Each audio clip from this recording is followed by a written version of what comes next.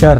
I am sure अपने सपनों को पूरा हर इंसान करना चाहता है, लेकिन डर की वजह से कभी न कभी तो रुकावटें आती हैं। आज से लगभग 1400 साल पहले राशिदुन कैलिफेट के साद बिन अबी वक्कास का नाम उस वक्त की सुपर पावर पर्शियन एम्पायर में काफी ज्यादा पॉपुलर हो चुका था उनकी कंटिन्यूअस कॉन्क्वेस्ट की वजह से। एक ऐसे इंसान जो अपने वक्त के one of the most powerful military general में से एक थे। उस वक्त अबी वक्कास एक ऐसे पोजीशन पे थे कि उनके पास अपने मिलिट्री, अपने फौज की पूरी कमांडिंग अथॉरिटी थी। इससे कुछ ही वक्त पहले इनकी फौज ने उस वक्त की सुपर पावर पर्शियन एम्पायर की एक बहुत ही बड़ी आर्मी को हराया था। अभी लोग पर्शिया का कैपिटल कॉन्कर करने निकल पड़े। बट पर्शियन एम्पायर का उस वक्त का कैपिटल मेसोपोटामिया टाइग्रेस रिवर से घिरा पड़ा था एंड टाइग्रेस रिवर बाकी रिवर से काफी ज्यादा गहरी थी। इमेजिन करो एक इंसान के पास में दोनों रास्ते हैं, या तो वो अपनी लाइफ की सेफ्टी एंड कंफर्ट में वापस से चला जाए या फिर वो अपने ड्रीम्स एंड गोल के ऊपर सब कुछ दांव पर लगा दे। अबी वक्कास एक ऐसे लीडर थे जिन्होंने डर और अनसर्टेनिटी के बावजूद अपनी डेस्टिनी को कॉन्कर करने का फैसला किया। जब अबी वक्कास अपनी पूरी आर्मी को लेकर के टाइग्रेस रिवर के किनारे पे पहुंचे तो उन्होंने देखा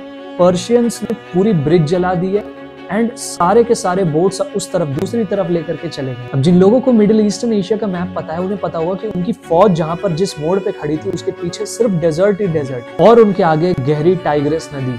तो अब पीछे जाकर बोट बनाने का तो सवाल पैदा ही नहीं होता और आगे इतनी गहरी नदी है तो अब उड़ करके तो जाएंगे नहीं। तो काफी टाइम तक उनकी फौज ने वही नदी किनारे अपना पड़ाव डाले रखा एंड अब उनके मन में अंदर ही अंदर बैटल चलने लगी। इतनी बड़ी फौज लेकर आखिर जाएं तो जाएं कैसे। बट टाइग्रेस के उस पार पर्शिया की फेट उनका इंतजार कर रही थी। तो उसी फौज में से एक यंगर जनरल बाहर आते हैं और कहते हैं कुल्लू नफ्सिन जायकातुल मौत। मौत तो एक दिन हर किसी को आनी है, हर जिंदा चीज को मौत का मजा चखना है। तो अब हमने डिसीजन ले लिया है तो डिसीजन ले लिया, अब पीछे मुड़ने का कोई सवाल पैदा नहीं होता, तो अब हम आगे ही जाएंगे। तो वो जनरल अबी वक्कास की परमिशन लेकर के अपने बटालियन के 600 सोल्जर्स लेकर के उस नदी में बिजली की रफ्तार से दौड़ पड़े एंड देखते ही देखते अजीब से जुनून और मिरेकल के साथ दूसरी तरफ पहुंचने लगे। जो नदी किनारे दूसरी तरफ लोग थे वो देखकर उन्हें शॉक हो गए क्योंकि उन्होंने अपनी पूरी जिंदगी टाइग्रेस नदी के किनारे बिताई थी एंड ये करना लगभग इम्पॉसिबल था। तो नदी किनारे गांव वाले सोचने लगे ये आर्मी और सोल्जर जो है लगता है सच में कोई डिवाइन क्रिएचर है या फिर कोई मिरेकल हो रहा है इनके साथ में जो ये नदी को क्रॉस कर पा रहे, नॉर्मल इंसान तो है ही नहीं। एंड जस्ट इसके बाद अबी वक्कास भी अपनी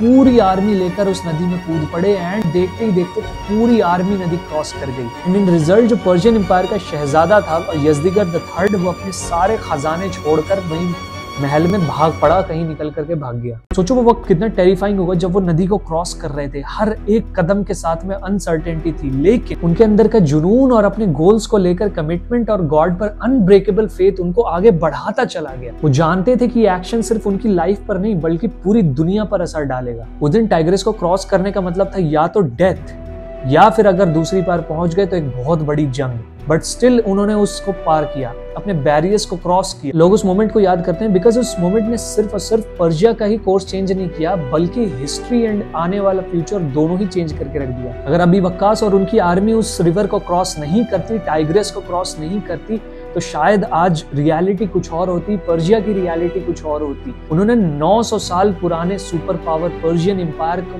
कोर्स बिल्कुल चेंज कर दिया और उसको पूरी तरह से ट्रांसफॉर्म कर दिया। लेकिन अगर आप सोचो तो ये सब करना इसलिए उनके लिए पॉसिबल हुआ बिकॉज उन्होंने अपने डर के ऊपर काबू पा लिया। हम सब अपनी लाइफ में कहीं ना कहीं एक टाइग्रेस फेस करते हैं और जब तक हम उसे समझते नहीं है हम उसे ना ही काबू कर पाते हैं ना ही उसे क्रॉस कर पाते हैं। आज आपके सामने भी कई तरीके के टाइग्रेस होंगे। एक ऐसा बिजनेस स्टार्ट करना जो बहुत रिस्क से भरा पड़ा है, एक पब्लिक प्लेटफॉर्म पे जाकर के कुछ बोलना जहाँ पे आपको पता है कि लोग आपको जज करेंगे, ऐसे रिलेशनशिप को ट्राई करना जहाँ आपको पता है हो सकता है रिजेक्शन मिल जाए। ये सब हमारे मॉडर्न टाइग्रेस है। हर कोई अपनी लाइफ में किसी न किसी तरीके के डर से गुजरता है, बट कुछ लोग उस डर को अपने गाड़ी की ड्राइविंग सीट पे बिठा लेते हैं और वो ड्राइविंग सीट पे जो डर बैठा है वो सब कुछ कंट्रोल करता है। जस्ट इमेजिन अगर 2019 में मैंने कॉलेज के बाद में जो जॉब ऑफर्स मिल रही थी वो ले ली होती। नहीं, अच्छी इमेजिनेशन नहीं है। आप तो कहोगे कि एक पागल का मामला है।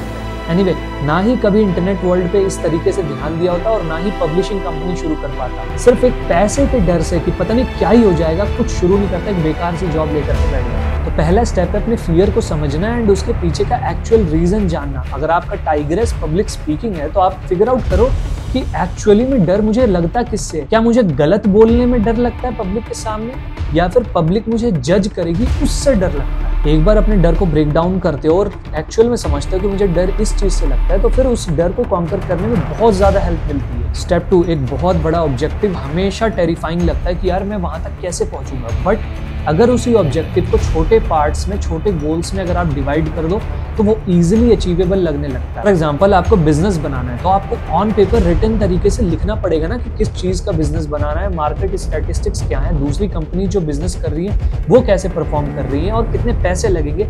ये सारी चीजें जब आप नोट डाउन करोगे तब वो सारी चीजें आपको क्लैरिटी देंगी, तब आप उस बिजनेस को अच्छे से कर पाओगे। तो स्टेप बाय स्टेप कि अगले 1 महीने में मैं क्या करूंगा, पहले एक छोटे स्केल में मुझे शुरू करना है, तब बड़े स्केल पर जाना है। इसीलिए अपने फियर को फेस करने के लिए स्मॉलर स्टेप्स में ट्राई करो पहले। स्टेप 3, विजुअलाइज करना। ये आपके माइंड को रीइंफोर्स करता है कि आप एक्चुअली में केपेबल हो। आई एम श्योर अभी वक्कास और उनकी आर्मी ने भी खुद को उस रिवर को क्रॉस करके दुश्मनों को हराते हुए विजुअलाइज किया ही हो। जब आप खुद को सक्सेस अचीव करते हुए विजुअलाइज करते हो तो आपको और ज्यादा कॉन्फिडेंस देता है कि आप उसको और अच्छे से करो। 4th step is your surrounding. आपके आसपास का इन्वायरमेंट भी एक बहुत ही बड़ा फैक्टर है। पॉजिटिव और सपोर्टिव लोग जो आपके आसपास होंगे वो आपको फोर्स करेंगे कि अपने डर को फेस करो और इंस्पायर करेंगे कि भाई उस काम को करो जाकर। तो एक ऐसे सर्कल के साथ रहो जो हमेशा आपको कॉन्फिडेंस दे, आपको सपोर्ट करें कि हाँ आप ये कर सकते हो, आप सही जा रहे हो, ना कि दिन रात आपका कॉन्फिडेंस कम करते रहे। द लास्ट स्टेप इज सबसे बड़ा डर होता है फेलियर का। लेकिन अगर आप डीपली सोचो तो वो फेलियर एक तरह का टीचर ही तो है, वो आपको सिखाई तो रहा है कि क्या नहीं करना है। याद है थिंक एंड ग्रो रिच वाली में वो थॉमस एडिसन कितनी बार फेल हुआ था, या फिर इस स्टोरी में हो सकता था वो रिवर क्रॉस नहीं कर पाते, लेकिन कभी भी उन्होंने अपने डिसीजन और अपने लीडरशिप को कॉम्प्रोमाइज नहीं किया। हर फेलियर आपको एक नया लेसन देता है जो आपके फ्यूचर के डिसीजंस में काफी हेल्प मिलता है। और फेल हो भी गए तो क्या ही हो गया, मौत तो सबको ही आनी है ना। कोई नेटफ्लिक्स देखता देखता निकल लेगा, कोई सोफे में पड़ा पड़ा निकल लेगा, आप एटलीस्ट ट्राई करते हुए निकलोगे ना, अपने सपनों के पीछे भागते हुए तो निकलोगे ना। 2 तरह के लोग हैं, एक तो वो जो कहते हैं कि यार जब निकलना सबको ही है तो फिर पड़े रहो आराम से, क्या फायदा, और दूसरे वो जो कहते हैं यार जब निकलना ही है तो we might as well die trying. And with that note, I'll see you in the next one.